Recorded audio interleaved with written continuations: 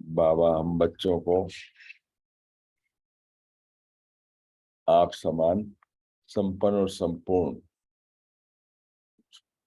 बना करके ले जाना चाहता है। सर्वगुण संपन्न, 16 क्लास संपूर्ण, संपूर्ण निर्विकारी, मर्यादा पुरुषोत्तम, परम अहिंसक, ऐसा देवी देवता अभी हमें संगम युग पर वो तराश रहा है। उसके लिए बाबा कहते हैं मुझ बाप समान मनसा वाचा कर्मणा कैसे ठीक हो। तो जो ब्रह्मा बाप का अंतिम समय का 3 वरदान जो दिए कि मनसा से निराकारी, वाचा से निरहंकारी और कर्मणा से निर्विकारी, अगर ये हमारी तीनों बातें ठीक हो जाए तो हम संपूर्ण कर्मातीत अवस्था के पास है। तो बाबा आज बहुत सुंदर महावाक्य प्रेरणाएं दे रहा है कि मनसा वाचा कर्मणा को ठीक करने की युक्तियां। ये महावाक्य हैं 8 मई 69, 8 में 1969। आज बाप खास एक विशेष कार्य के लिए आए हैं। यहाँ जो भी सभी बैठे हैं वो सभी अपने को निश्चय बुद्धि समझते हैं, नंबरवार हैं क्या? भले नंबरवार हैं लेकिन निश्चय बुद्धि हैं, क्योंकि निश्चय बुद्धि का टाइटल दे सकते हैं। पूछो अपने आप से, निश्चय में नंबर होते हैं व पुरुषार्थ में नंबर होते हैं, किसकी मार्किंग करेंगे, निश्चय की या पुरुषार्थ की?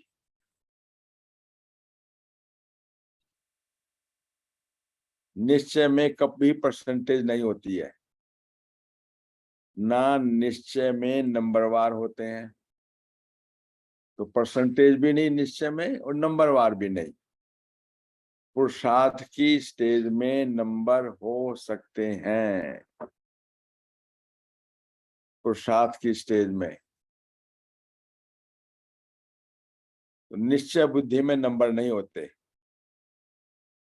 वह तो है निश्चय, वह है संशय, एक ही बात है।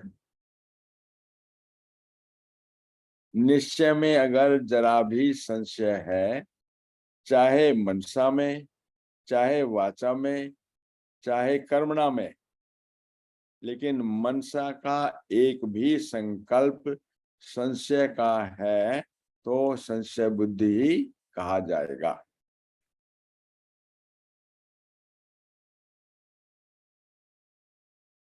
ऐसे निश्चय बुद्धि सभी बैठे हैं, लेश मात्र भी संशय ना हो, क्योंकि गायन हम ब्राह्मणों का ही है ना।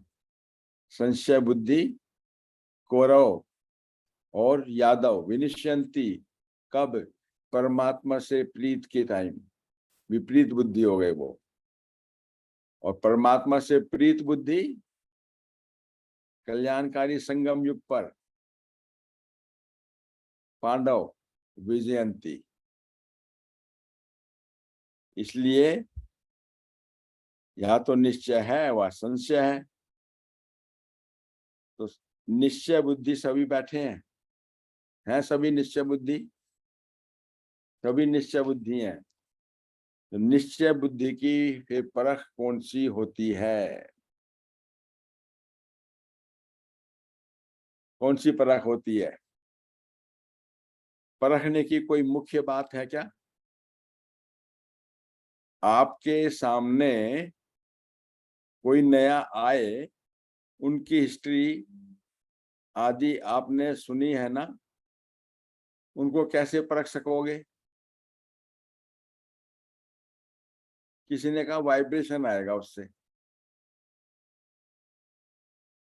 कौन सा वाइब्रेशन आएगा बाबा पूछता है फिर, जिससे परख होगी उसकी। अभी ये प्रैक्टिस करनी है, क्योंकि वर्तमान के समय बहुत प्रजा बढ़ती रहेगी, बहुत प्रजा बढ़ेगी। तो प्रजा और नजदीक वाले को परखने के लिए बहुत प्रैक्टिस चाहिए। डायग्नोस्टिक स्किल बहुत अच्छी चाहिए इसमें, परखने की शक्ति। परखने की मुख्य बात ये है, उनके नैनों से ऐसा महसूस होगा जैसे कोई निशाने की तरफ किसका खास अटेंशन होता है ना, टारगेट ओरिएंटेड विजन, बिल्कुल फोकस्ड। जैसे कोई निशाने की तरफ किसका खास अटेंशन होता है, तो उसके नैन कैसे होते हैं, इधर उधर घूमते हैं या एकदम फोकस्ड होते हैं। तीर लगाने वाले का, निशाना लगाने वाले जो मिलिट्री के होते हैं ना, वो पूरा निशाना रखते हैं। उनके नयन, उनकी वृत्ति उस समय एक ही तरफ होगी, कहते हैं ट्यूबुलर विजन। वही दिखाई देगा, इधर उधर का कुछ नहीं दिखाई देगा। तो जो ऐसा निश्चय बुद्धि पक्का होगा, उनके चेहरे से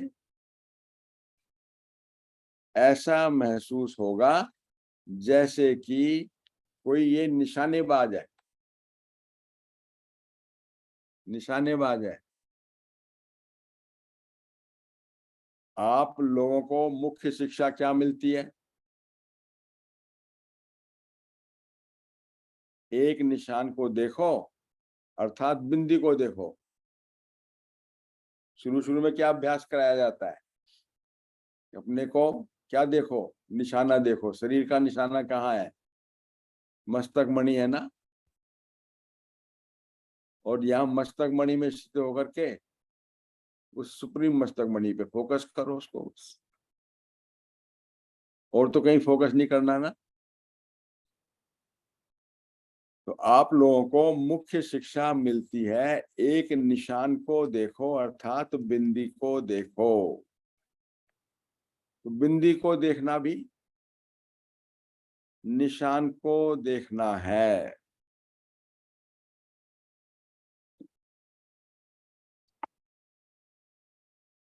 तो निश्चय बुद्धि की निशानी क्या होगी? पूरा निशाना होगा,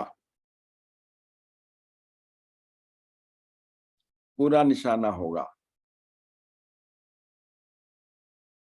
निशान जरा भी हिल जाता है ना, तो फिर हार हो जाती है। निश्चय बुद्धि के नैनों से ऐसे महसूस होगा जैसे देखते हुए भी कुछ और देखते हैं। तो उनके बोल भी, तो निशाना देखा, उनकी दृष्टि देखी, और उनके बोल भी वही निकलेंगे। ये है निश्चय बुद्धि की निशानी। निशानेबाज की स्थिति नशे वाली होती है ना। तो निश्चय बुद्धि की परख है निशाना, और उनकी स्थिति स्थिति नशे वाली होती है।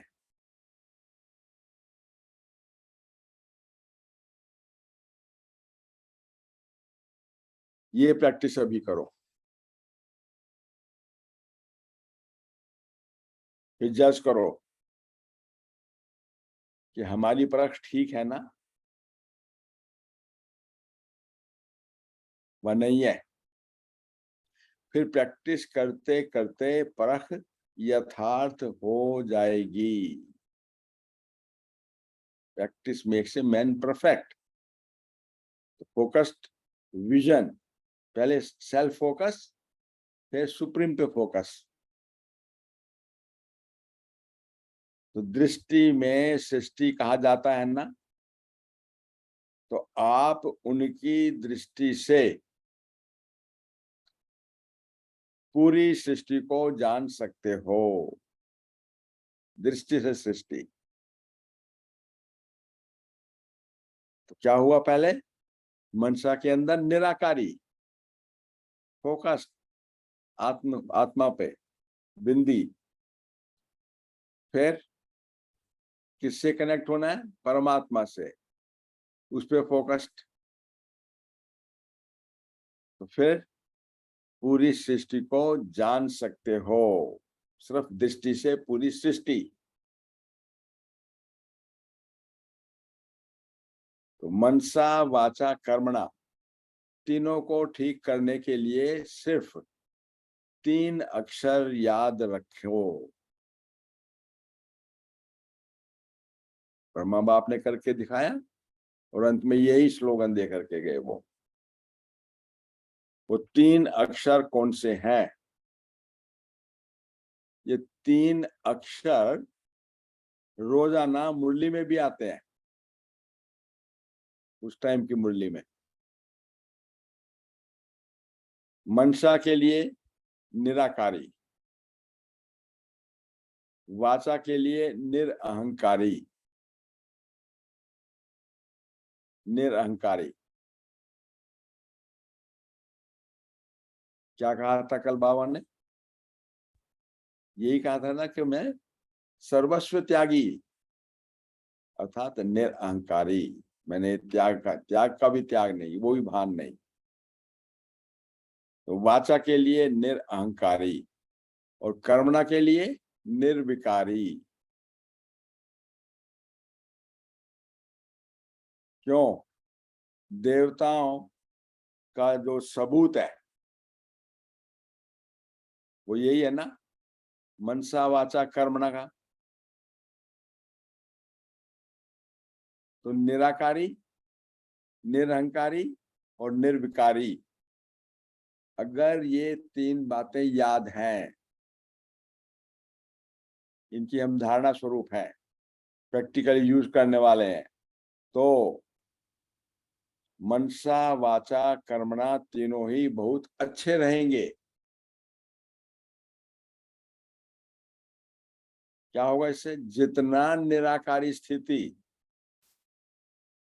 उतना ही निरअहंकारी और निर्विकारी रहेंगे। ये अभ्यास कब करना है? अभी संगम युग के ऊपर, क्योंकि अभी हमें संपन्न संपूर्ण बन के जाना है ना वहां पर। वहां तो सिर्फ वस्त्र धारण करने हैं, तो आत्मा को संपन्न संपूर्ण अभी बनना है। तो विकार की तो कोई बदबू नहीं रहेगी, फिर निर्विकारी हो गए। तो ये है मुख्य संगम युग का पुरुषार्थ। ये 3 बातें याद रखने से क्या फायदा इनका? क्या बन जाएंगे? 3 बातें याद रखी तो हम त्रिकालदर्शी बन जाएंगे। त्रिकालदर्शी। तो क्या रिक्वायरमेंट हुई? निराकारी, निरहंकारी और निर्विकारी। तो त्रिकालदर्शी लेबल्ड। और भविष्य में फिर विश्व के राज्य अधिकारी, विश्व के मालिक। और अभी वर्तमान संगम में क्या बन गए? त्रिलोकीनाथ और त्रिकालदर्शी। मिल गई सभी को डिग्री। सब त्रिलोकीनाथ, त्रिकालदर्शी, संगम युग के ऊपर, और भविष्य के होमनार राज्य अधिकारी। किससे? निराकारी, निरहंकारी और निर्विकारी पन धारण करने से।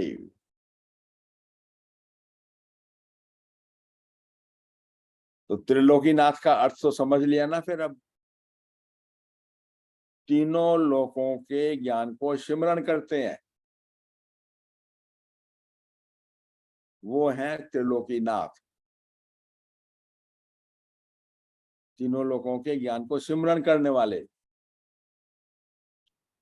क्योंकि बाप के साथ आप सभी बच्चे भी हैं। संगम युग पर हैं अभी सब मास्टर त्रिलोकीनाथ, फिर कालदर्शी बन गए ना। सिर्फ और सिर्फ क्या करना है, मुझे निराकारी मनसा में, वाचा में निरंकारी और कर्मणा में निर्विकारी। तो ये है हमारा मनसा वाचा कर्मणा को ठीक करने की युक्तियां। तो इसलिए बाबा ने कहा कि निश्चय बुद्धि के साथ में कोई परसेंटेज नहीं है, पुरुषार्थ में परसेंटेज हो सकती है। तो निश्चय बुद्धि तो निश्चय, संशय का मार्जिन ही नहीं, संशय है तो संशय है, ये बाबा कहते हैं। इसलिए किसमें नंबर हो सकते हैं, सिर्फ अगर मनसा में एक भी संकल्प कुछ संशय का है तो वो फिर निश्चय बुद्धि नहीं कहा जाएगा। करना क्या है फिर, हमें जरूरत इस बात की है कि हमें परखने की शक्ति बहुत तेज करनी है, क्योंकि इस वक्त सब चीज अति में जा रही हैं। तो अनेक आत्माएं किसकी प्यासी होंगी, दुख की, इतनी भरपूर होंगी, उससे दुख होगी या शांति होगी, परेशान होंगी, तो वो किसके पास आएंगे, मास्टर सुखदाता के पास में, मास्टर शांतिदाता के पास में। तो हमारे परखने की शक्ति को बहुत तेज करना है उसमें, और उस परखने की शक्ति का फोकस्ड ओरिएंट वो होना चाहिए कि मैं शांत स्वरूप आत्मा हूँ, प्रेम स्वरूप आत्मा हूँ, आनंद स्वरूप आत्मा हूँ, ये सब। तो ऐसा फोकस अटेंशन अपना होगा, आत्माभिमानी और फोकस में मतलब परमात्मा से कनेक्टेड, तो उनको हम अनेक प्राप्तियां करा सकेंगे। कितने सुंदर सैक्रिन के फॉर्म में, कंसंट्रेटिव फॉर्म में बाबा ने हमें सीख दी है। तो ये इस लाइन को आप अंडरलाइन कर लेना कि ये जो मुरलियां चल रही हैं ये सिर्फ सैक्रिन फॉर्म में है, और इनिशियल उसमें ही 69 में सब कुछ बाबा ने बता दिया। तो इनको बहुत अच्छी रीति स्टडी करके धारणा स्वरूप बने और देते जाएं। ओम शांति, ओम शांति।